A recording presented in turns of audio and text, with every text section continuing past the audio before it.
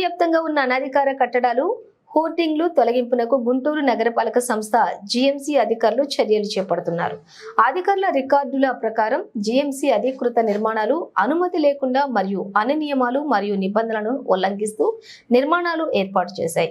వాటిపై ప్రత్యేక దృష్టి పెట్టారు. ఈ నేపథ్యంలో గాంధీ పార్క్ ఎదుట నిర్మాణాలను నేడు కూల్చివేయడం ప్రారంభించారు. అదేవిధంగా నగరంలోని పలు భవన నిర్మాణాలపై దృష్టి పెట్టారు. నిబంధనలకు విరుద్ధంగా ఉన్న భవనాలను తొలగించేస్తామని అనేక సార్లు హెచ్చరించారు.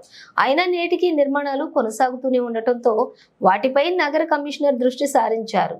ప్లాన్ ప్రకారం నిర్మాణం చేయని పక్షంలో వాటిని కూల్చేందుకు కూడా వెనకాడనని అన్నారు. మార్జిన్లో ఉన్నటువంటి షాపులను అదేవిధంగా హోల్డింగ్స్ లను వెంటనే తొలగించాలని సూచించారు.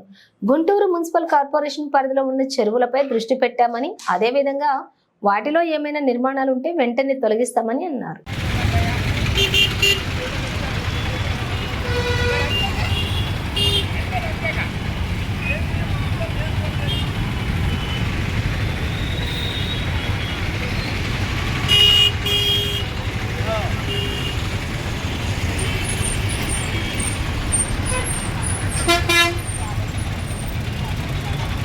అన్నీ పడేశారన్న మొత్తం A to Z మొత్తం ఏం మాట్లాడరు. రాత్రి 11ంటికి జేసీబీ వచ్చింది తోసిపారున కిందన్న